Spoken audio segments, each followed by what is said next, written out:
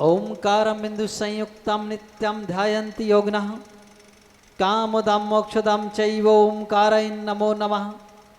अविल शब्द घन उगा प्रक्षाल सकल भूतल मल कलंका मुनि विरूपासित सुदान अज्ञान तिम्रांधस्य ज्ञानांजन सलाकया चक्षुरण मीलतमेन तस्मै श्री गुरुवे नमः तस्मै श्री गुरुवे नमः तस्मै श्री गुरुवे नमः।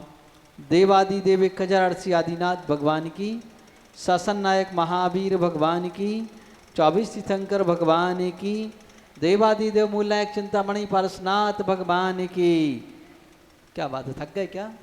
अभी तो विधान शुरू नहीं हुआ, अभी कहाँ थक गए? 10 लक्षण महापर्व की, उत्तम शौच धर्म की, वात्सल रत्नाकर आचार्य गुरुवर श्री अभिनंदन सागर जी महाराज के 3 काम नौकड़ों महाराजों की।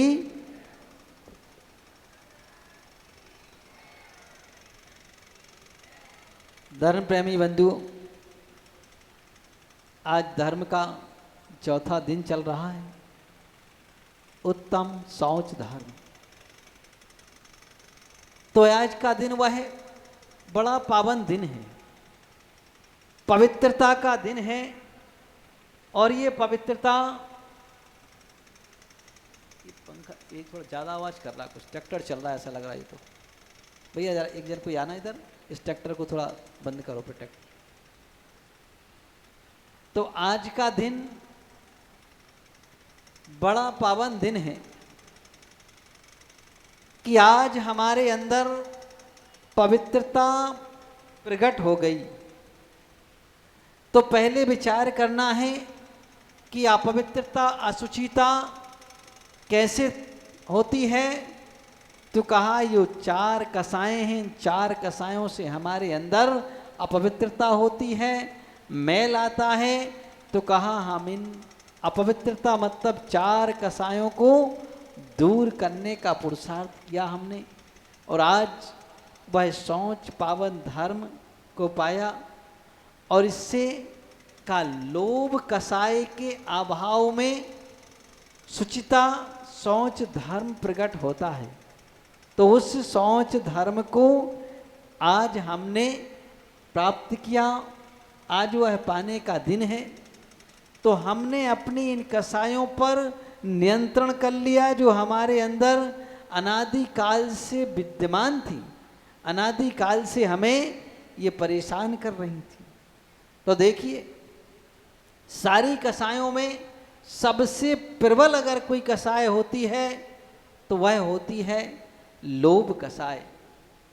इसलिए लोभ कसाय सबसे अंत में इसका विसर्जन होता है।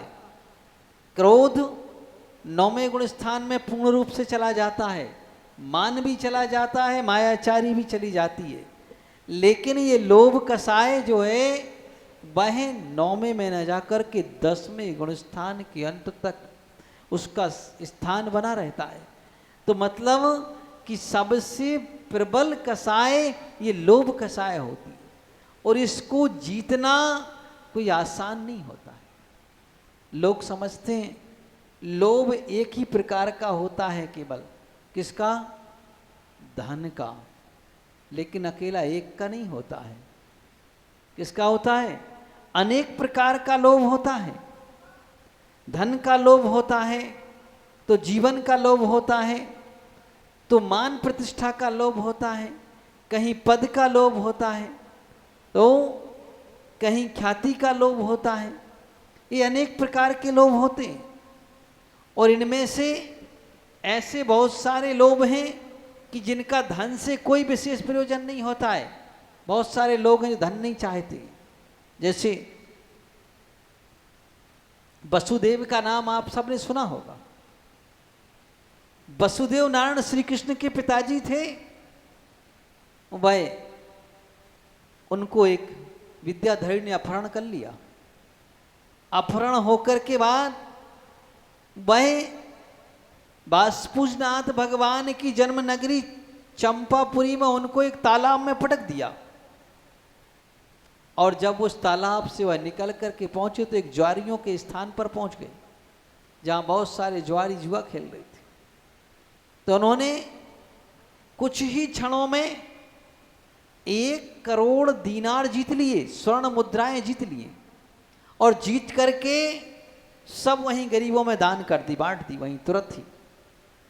तो कहा कि बहुत सारे जीव ऐसे होते हैं जिनको धन का लोभ नहीं होता है, लेकिन पद प्रतिष्ठा का लोभ ऐसा होता है कि उस पद को नहीं छोड़ना चाहे। जैसे अपने देश के प्रधानमंत्री नरेंद्र मोदी जी को धन का कोई लोभ नहीं है, लेकिन हमारी कुर्सी ना जाए चाहे कुछ भी करना पड़े, है ना, हम प्रधानमंत्री की सीट पर धरे रहे, दूसरा कोई नहीं आ सकता। तो कहा कि इस तरह का पद प्रतिष्ठा का लोभ भी एक बहुत बड़ा लोभ हुआ करता है। तो हम का एक धन के आदि लोभ को ही समझते हैं कि वह लोभ है, अन्यत्र कोई चीज नहीं। तो ये जितने प्रकार का लोभ है, ये सब प्रकार का लोभ हमारी आत्मा को अपवित्र कर देता है, अशुचि कर देता है। तो हमारे अंदर वह शुचिता, पवित्रता का कैसे आएगी?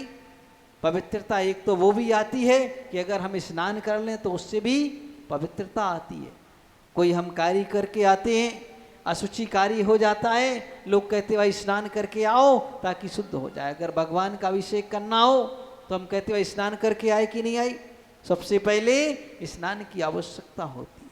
तो स्नान से तन की पवित्रता तो हो जाती है, लेकिन मन की पवित्रता नहीं होती। तो मन की पवित्रता और आत्मा की पवित्रता कैसे आती है? तो कहा उसकी पवित्रता के लिए हमें इन कसायों को दूर करना होगा। जब ये कसाएं दूर हो जाएं तो मन पवित्र हो जाया करता है। तो जिस समय महाभारत हो चुका, तो महाभारत हो जाने के बाद का टीवी पर, सीरियल पर सबने महाभारत देखा होगा ना, देखा है ना? करते तो नहीं हो महाभारत घर में? नहीं करते, करते होगे। हाँ, तो महाभारत सबने देखा होगा कि जिस समय महाभारत हो गया तो पांडवों को लगा कि मैंने बहुत पाप कर लिया। क्यों कर लिया? क्योंकि इतने सारे जीवों को मार दिया, मानवों की हिंसा कर दी। तो कहा ऐसे महाभारत जैसे पाप को कर देने के बाद, इतनी महान हिंसा हो जाने के बाद इस पाप को धोएं कहाँ पर जाएं? तो मन में विचार आया, चलो चलते हैं, तीर्थ यात्रा करने चलते हैं। कहाँ चलते हैं? तीर्थ यात्रा कर लेने से थोड़ा सा आत्म शांति मिलती है। तो कहा चलो तीर्थ यात्रा करके आते हैं, तो जो पाप है वह धुल जाएगा। तो उन्होंने कहा अब तीर्थ यात्रा जा ही रहे हैं तो अकेले क्यों जाएं, सब लोग मिलकर के चलते हैं। स्वाभाविक बात है कि कोई भी अगर हम धार्मिक आयोजन करते हैं और धार्मिक आयोजन में अगर हम सब मिलकर के समूह रूप में करते हैं तो आनंद अत्यधिक बढ़ जाता है। आप यहीं पर भी देखो, आप सब मिलकर के, सैकड़ों लोग मिलकर के बैठ कर के पिजान पूजन कर रहे हैं तो उसका आनंद एक अलग होता है। और 2 आदमी कहीं अलग बैठ कर के कर लो तो उसका आनंद कम होता है। तो स्वाभाविक बात है कि जब हम कोई धार्मिक आयोजन करते हैं तो सब मिलकर के समूह रूप में करते हैं तो उसका आनंद एक अलग ही हुआ करता है, विशेष ही हुआ करता है। तो ऐसा उस आनंद को पाने के लिए, वैसे आनंद सागर बगल में ही बैठे, कहीं दूर नहीं जाना पाने के लिए, तो ऐसे उस आनंद को पाने के लिए हम उत्साहित रहते हैं। जब अपन भगवान का अभिषेक करते हैं, स्वधर्मेंद्र आदि मिलकर के अभिषेक करते हैं, तो जब साक्षात भी अभिषेक होता है तो सारे इंद्र क्षीर सागर का जल क्रम से घड़ों में भर करके ले आते हैं और हाथों हाथ ले आते हैं। तो जब सारे इंद्र मिलकर के करते हैं तो आनंद कुछ विशिष्ट ही हुआ करता है। तो ऐसा ही आनंद पाने के लिए उन्होंने सोचा कि इस पाप को धोने के लिए अपन तीर्थ यात्रा के लिए चलते हैं और सबको लेकर के चलते हैं तो आनंद और अत्यधिक बढ़ जाएगा, प्रसन्नता अत्यधिक होगी। तो वह नारायण श्री कृष्ण के पास भी पहुंच गए और उन नारायण श्री कृष्ण से कहा कि भैया आप भी चलो, क्योंकि पांडवों के नारायण श्री कृष्ण से दो रिश्ते थे। कितने थे? दो रिश्ते थे। एक तो बुआ के लड़के थे, तो बड़े भाई थे, ज्येष्ठ भ्राता थे, और दूसरा उन पांडवों के साले भी थे। दोनों ही रिश्ते थे एक साथ। तो इस तरह दोनों रिश्ते थे। तो उन्होंने कहा चलो दोनों रिश्तों से आप ज्येष्ठ हो, चलो आपको ले चलते हैं। तो नारायण श्री कृष्ण के पास पहुंचे और उन्होंने कहा भैया आपको चलना है। और ने कहा भाई हम तो नहीं चल पाएंगे। बोले नहीं आपको तो चलना ही पड़ेगा। बार बार निवेदन किया। उन्होंने कहा देखो भाई मैं नारायण हूं, 3 खंड का काम मुझे देखना है, इसलिए मैं नहीं चल पाऊंगा। तो उन्होंने कहा नहीं आपको तो चलना ही पड़ेगा। जब ज्यादा प्रेशर किया तो उन्होंने कहा ऐसा करो हमारा प्रतिनिधि ले जाओ, ये तुम ही ले जाओ। क्या ले जाओ? ये तुम ही हमारा प्रतिनिधि ले जाओ। जैसे अपन कभी नहीं आ पाते ना, कोई कहीं विशेष जगह जाना हो तो क्या करते हैं? प्रतिनिधि भेज देते हैं। जैसे हमारे सूरज डॉक्टर साहब कह रहे थे अभी, आगरा वाले, बोले महाराज साहब बहुत दिन से नहीं आ पाए, बहुत दिन से कोशिश कर रहे थे आने की, है ना। तो अपन प्रतिनिधि भेज देते हैं कि जाओ हमारा प्रतिनिधि लेकर के चले जाओ। तो उन्होंने कहा, तो उन्होंने एक तुम ही पकड़ा दी। बोले जाओ इसको ले जाओ, जहां तीर्थ वंदना करो सब जगह वंदना कर लेना, और सब जगह उसका जहां स्नान करो स्नान कर लेना। लेकिन एक बात ध्यान रखना, जब तीर्थ यात्रा करके आओ तो लौट के सबसे पहले हमारे घर आना, क्योंकि अतिथि देवो भवा। अगर अतिथि आ जाए तो कहते थे देव देखो देव आ गया। तो ऐसे अतिथि के लिए हम देवताओं के समान समझते हैं। जैसे अभी ये पर्युषण पर्व चल रहा है, हमारे यहाँ नरेश भाई कमेटी में शुद्ध भोजन की व्यवस्था की अतिथियों के लिए कि भाई आ जाओ ये अतिथि हैं।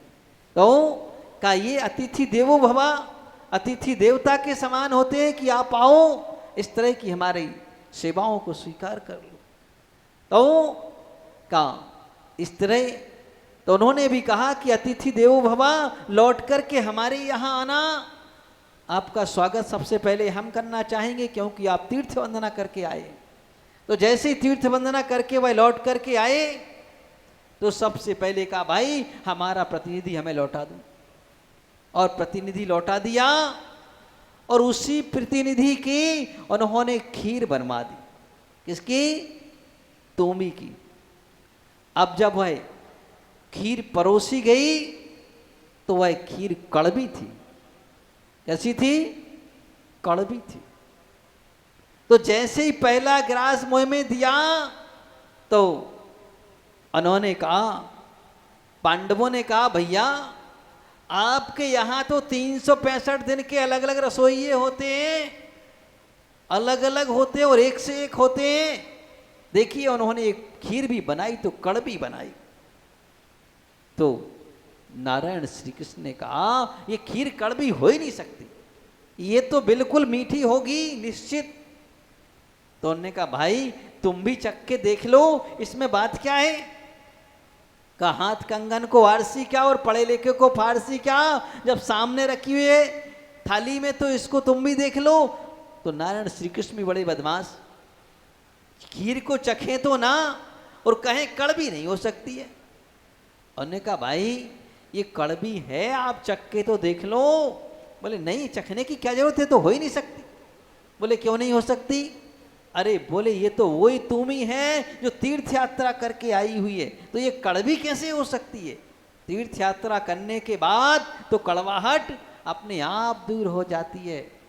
तो नारायण श्री कृष्ण ने पांडवों को समझाते हुए कहा कि भाई तीर्थ यात्रा से पाप नहीं धुलते, पाप धोने के लिए क्या करना होगा? तो उन्होंने एक श्लोक बोला, उन्होंने कहा आत्मा नदी संयम तोय पूर्णम। कहा क्या? कि आत्मा नदी संयम तोय पूर्णम सत्यभागाहा ततोर्मी तत्राभिषेकम कुरु पांडुपुत्रम न च शुद्ध्यति अंतरात्मा। उन्होंने कहा हे पांडुपुत्रो, आत्मा नदी संयम तोय पूर्णम सत्यावगाहा शील तटोर्मी। कहा कि जहां आत्मा रूपी नदी हो, जिसके शील रूपी तट हो, जिसमें सत्य का प्रवाह बह रहा हो, और का जिसके दया रूपी लहरें उठ रही हो, ऐसी उस आत्मा रूपी नदी में स्नान करने से हे पांडु पुत्रों ये पाप धुलते हैं, ना कि पानी में स्नान करने से धुलते हैं। तो कैसे धुलते हैं? का जब हम आत्मा के अंदर इन गुणों को प्रकट करते हैं तो पाप स्वमेव ही धुलने लग जाते हैं। तो हमें अपने उन पापों को धोने के लिए विचार करना चाहिए कि ये कैसे धुलेंगे। इनको धोने का उपाय क्या है? पानी में तो केवल ये शरीर धुलता है, चर्म धुलता है। का जैसे ये चर्म को धोने के लिए हमें पानी की और नदी की आवश्यकता होती है, वैसे ही पापों को धोने के लिए आत्म गुणों की आवश्यकता होती है। और वो आत्म गुण इन कसायों से दूर हो जाते हैं। जैसे ही हमने कसाएं दूर की, आत्मगुण प्रकट हो जाते हैं। तो इस तरह हम इन कसायों को दूर करके अपने आत्म गुणों को प्रकट करने का पुरुषार्थ करते हैं। अब फिर इसके साथ बाहर के गुण भी अलग हुआ करते हैं कि अब जहाँ आत्म तत्व की उपलब्धि होती है, फिर वहाँ व्यक्ति लोभ कसाय का परित्याग कर देता है। फिर उसके अंदर कोई कंजूसी नहीं रह जाती। ऐसा नहीं कि कंजूसी हो जाए बंड मुट्ठी वाला, ऐसा नहीं। वह फिर साफ हो जाता है दिल से। वह जानता है कि अगर ये धन मिला है तो इसका हम दान आदि करके उपभोग कर लें। ऐसे तो का वह, लेकिन जो लोभी होते हैं, कंजूस होते हैं, बड़े बंद मुट्ठी के होते हैं। एक बार ऐसे भी कंजूस देखे मैंने। एक घर में झगड़ा हो गया, और झगड़ा मालूम किसका हुआ? दुनिया में सब जगह सुना जाता है कि सास बहू का झगड़ा हुआ, लेकिन वो झगड़ा हुआ तो बहू और ससुर का हुआ। बड़ा आश्चर्य की बात। और इतना झगड़ा बड़ा कि बंटवारा हो गया। और बेटा भी एक था, दूसरा नहीं था, उसमें भी बंटवारा हो गया, अलग अलग रहने लगे। और बेटे के यहाँ भी कोई ज्यादा संतान नहीं थी, मात्र 2 बेटियां थी। जब झगड़ा बढ़ा तो लोगों ने कहा, और कोई सामान्य व्यक्ति नहीं थे, नगर सेठ थे जिनके घर में झगड़ा हो गया। तो गांव का मामला था, सब लोग ऐसे इकट्ठे बैठते थे शाम के समय, ठंडी के दिन। तो सब लोगों ने पूछा, चचा झगड़ा क्यों हो गया? सबसे चचा चचा कहते थे उनको। तो चचा कुछ बताए ना। अब क्या बताएं भाई, कोई बताने जैसी बात हो तो बताएं। बोले क्यों हो गया? बोले पता नहीं क्यों। पता चला कि झगड़े का कारण 1 गिलास दूध था। तो बहू ने अपनी बेटी को 1 गिलास दूध दे दिया। तो ससुर लड़ पड़े, बोले 1 गिलास क्यों दिया, आधा आधा गिलास करके क्यों नहीं दिया 2 को? हाँ, तो बहू ने कह दिया, बोले तुम्हारे यहाँ कोई संतान तक तो है नहीं, कौन खाएगा, बच्चों को नहीं खाने देते हो तुम। तो झगड़ा बढ़ता गया, बोले हमें ऐसा बोलते। तो बंटवारा हो गया। जब लोगों ने सुना कि 1 गिलास दूध को लेके झगड़ा होगा, और वो भी नगर सेठ के घर में, हाँ, तो सब ने उनको धुतकारा, बोले तुम्हें शर्म नहीं आई झगड़ा करते हो 1 गिलास दूध पर? तो उन्होंने बहू से हाथ जोड़े और कहा, बेटा एकत्रित हो जा, मेरी बदनामी हो रही है। बोले पहले नहीं तुमको समझ में आया बदनामी हो रही है? हाँ? तो लोभी की दशा ऐसी होती है। का लोभी की दशा कैसी होती है?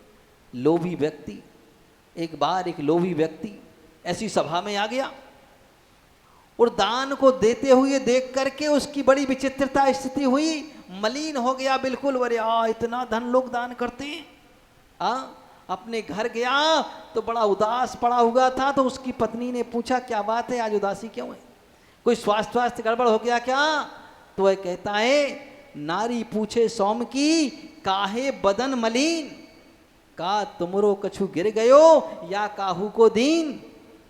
तो उसने कहा, ना हमरो कछु गिर गयो ना काहू को दीन, और देतत देखो दूसरे को, दान करत देखो दूसरे को, तासों बदन मलिन। का कंजूस की दशा ऐसी होती है कि दूसरा भी कोई दान करता है तो उसी में बदन मलिन होता है। वो कहता, हाँ इतना दान कर रहे, ऐसे हाथ ही मलता रहता है ना, हाँ इतना दान कर रहे, ऐसे ही होता ना। हाँ, वैसे आजकल समय में हम देख रहे हैं कंजूसी कुछ कम हो गई है। आजकल नवयुवक लड़के सब जॉब वॉब करते हैं तो खूब दान करते हैं, खोल के दान करते हैं।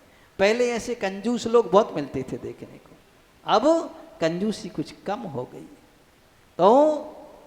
तो हम का इस लोभ कसाय को दूर करने का ये उपाय बताया गया कि इससे हमारी आत्मा पवित्र होती है। हम अपनी आत्मा को पवित्र करें और यहाँ से अपने को लोभ को दूर हटाने का पुरुषार्थ करें, क्योंकि सभ्यता का हमेशा पवित्रता और लोभ कसाय को दूर करने का उपाय है संतोष।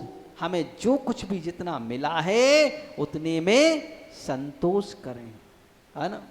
संतोष किसी का नाम मत समझ लेना, वरना समझो कि भाई संतोष ना। एक बार ऐसे हुआ कि एक गांव की महिला थी, तो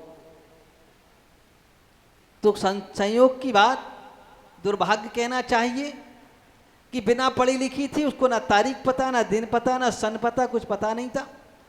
और संयोग की बात कि उसी समय उसके यहाँ एक पुत्र की उत्पत्ति हुई और दुर्भाग्य कहो कि उसके पति की मृत्यु हो गई। जब पति की मृत्यु हो गई तो कुछ वर्ष हो जाते हैं तो लोग पूछते हैं, जिनको मालूम नहीं रहता वर्षों बाद देखते हैं। आज का जमाना तो है नहीं फ़ोन का कि फ़ोन लगाया ऐसा पूरे। तो बहुत समय बाद जब कुछ लोग मिले तो उनने पूछा कि अरे आपके पति कब शांत हो गए, कैसा होगा, है ना। तो उसको ये तो पता नहीं था कि कब बताएं, कौन सा सन बताएं, कौन सा तारीख बताएं, क्या बताएं। बोले कब हुआ, तो बोले जब ये संतोष हुआ था तभी, जब उनकी मृत्यु हुई थी, जब ये संतोष हुआ था तभी उनकी मृत्यु हुई थी, है ना। तो कहा इस तरह का वो संतोष वाला नाम मत समझ लेना। यहाँ कहा जा रहा है कि भाई हमारे अंदर जब संतोष, मतलब हमारे अंदर इच्छाएं कुछ कम हो जाएं, तब जाकर के लोभ की समाप्ति हुआ करती है। तो हम अपनी आत्मा को पवित्र करने के लिए इस लोभ कसाय को दूर करने का पुरुषार्थ करते हैं और का ये पवित्रता आत्मा के अंदर उस लोभ कसाय से दूर हुआ करती है। जब तक ये कसाएं हमारे हृदय में विद्यमान रहेंगी तब तक ये चीज का हमारे हृदय में पवित्रता आ नहीं पाएगी। इसलिए चाहे तुम बाहर की कितनी क्रिया करो, मात्र क्रिया से पवित्रता नहीं आती। पवित्रता लाने के लिए क्या करना होता है, उन कसायों को हम दूर करें। एक बरनी जी ने एक छोटा सा दृष्टांत दिया हुआ है, बड़ा मार्मिक दृष्टांत है, बड़ा काम का। एक बार एक गांव में एक कुआं था और एक ही कुआं मीठा था। कुआं तो बहुत थे लेकिन अच्छे पानी का कुआं एक ही था, मीठा पानी जिसमें था। और सब लोग उस कुएं पर पानी भरने जाते थे, लेकिन वह कुआं जमीन के बराबर सपाट था। एक दिन क्या हुआ कि एक दिन कुछ कुत्तों में झगड़ा हो गया। क्या हो गया, कुत्तों में झगड़ा हो गया। वैसे आप लोगों को भी अनुभव होगा कौन से कुत्तों में झगड़ा होता है, हाँ क्यों सोदर, कौन से कुत्तों में झगड़ा होता है, लगाओ बदी ज्ञान, बताओ कौन से कुत्तों में होता है। क्या कुत्तों में झगड़ा हो गया, हमेशा जो कुत्ते एक साथ रहते उनमें नहीं होता। कभी कोई दूसरी जगह का आ जाए ना तो वह देखते ही साथ उसको गुर्राने लग जाता है ना। तो ऐसे ही कुछ बाहर के आ गए तो देख करके गुर्राने लगे, उनमें झगड़ा हो गया।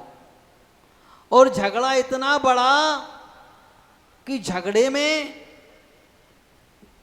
कुछ अपना आपा खो बैठे, खबर ही नहीं रही उनको कि आगे पीछे क्या है। इतना अत्यधिक झगड़ा बढ़ा और झगड़े में वह इतने मग्न हो गए कि बाजू में कुआं भी नहीं दिखा उनको कि कुआं है। क्योंकि जब झगड़ा ज़्यादा बढ़ जाए तो आदमी अपने आप को खो देता है ना। हाँ, कसाई इतनी तीव्र हो जाती है। वैसे कहा जाता है कि झगड़े में डंडे का, पूजा में पंडे का, है ना। और झगड़े में डंडे का पूजा में पंडे का और डे में संडे का बड़ा ही महत्व हुआ करता है ना। जैसे आज संडे है तो भीड़ भाड़ थोड़ी ज़्यादा है ना। हाँ, सबको छुट्टी मिल जाती है। तो जब झगड़ा बढ़ा तो कुछ कुत्ते जाकर के कुएं में गिर गए। अब किसी ने देखा नहीं तो उसमें मर भी गए। जब सुबह हुआ और गुड़गांव वाले लोग भगवान के लिए अभिषेक के लिए पानी भरने के लिए पहुंचे, भक्तगण सब हमारे मनीष भाई जैसे भक्तगण पानी भरने पहुंचे तो देखा कि कुएं में कुछ पानी में कुछ बदबू जैसी आ रही। पानी में बाल्टी डाली, निकाला, बदबू आ रही है, क्या करें? बोले पानी तो खराब हो गया, अपन को भगवान का अभिषेक करना है, पानी तो शुद्ध चाहिए। तो वापिस आ गए, पंडित जी के पास आए, पंडित जी से पूछा, बोले बताओ शुभम भैया, पंडित जी तुम तो पंडित बने हो इस समय, ये पानी गंदा हो गया, क्या करें? अरे बोले अपने पास सब उपाय है, क्यों बिकल करते हो? बोले क्या उपाय है? बोले बस मंत्र लिख के देता हूं, पढ़ के जानी छोड़ो, बिल्कुल शुद्ध पानी। क्या मंत्र है? पानी शुद्ध करने का मंत्र है ना। हाँ, आप जब विधान करते हो, पूजन करते हो, तो एक हंडे में पानी भरते हो, दूसरे में कलश में लेते हो, दूसरे में छोड़ते चले जाते हो। क्या करते हो? गंगा सिंधु रोहित रोहितायत धरिकांता आकृतिम 14 नदियों का नाम लेते हैं और जल छोड़ देते हैं तो वह पवित्र माना जाता है। तो बोले पवित्र जल है, इसको पढ़ के छोड़ दो तो सही हो जाएगा।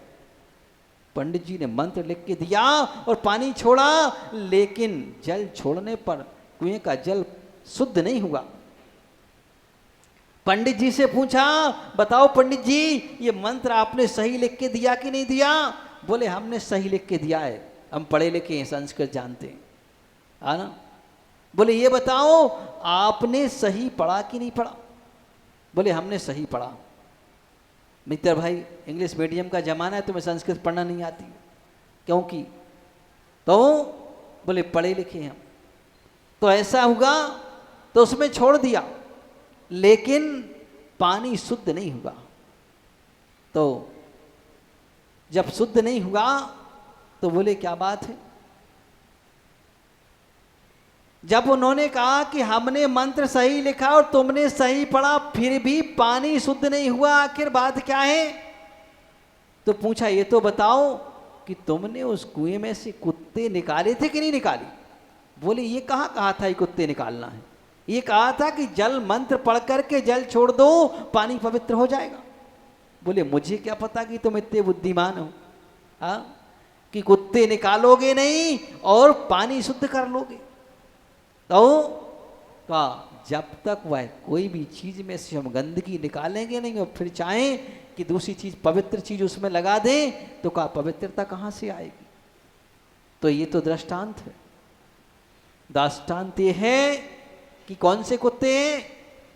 का हमारी आत्मा रूपी कुएं में ये 4 कसाय रूपी कुत्ते अनादिकाल से पड़े। कितने पड़े? 4 अनादिकाल से पड़े, और हम इनको निकालने का पुरुषार्थ करते नहीं है और फिर बाहर से ऊपर से खूब भगवान की भक्ति, अभिषेक, पूजा, दान पुण्य सब करते हैं और फिर कहते हैं शांति तो मिलती नहीं। हाँ, तो आत्म शांति को पाने के लिए पहले हम अपनी आत्मा को पवित्र करने का पुरुषार्थ करें और अपने हृदय में अपनी आत्मा से वो 4 कसाय रूपी कुत्तों को निकाल करके दूर कर दें, और जब वो निकल जाएंगे तो हमारी आत्मा स्वयं ही पवित्र हो जाएगी, निर्मल हो जाएगी, और वह पवित्रता हमारे अंदर स्वयं ही आ जाएगी। तो इसलिए ऐसे उस आज के शौच धर्म को, पवित्र धर्म को मना करके हम अपने अंतरंग की पवित्रता को धारण करें और अपने मन को साफ करें। देखिए ये संसार है, सब बातें होती रहती हैं, चलता रहता है वो सब, इसलिए आज हुई वहीं निकाल करके बात को फेंक करके अपने मन को पवित्र करने के लिए ये पर्व आते हैं। तो हम अपने मन को पवित्र करें और इन पर्वों को बड़े उत्साह के साथ मनाएं। इन्हीं भावनाओं के साथ बोलिए देवादि देव 1008 श्री चिंतामणि पार्श्वनाथ भगवान की उत्तम सोच धर्म की 10 लक्षण महापर्व की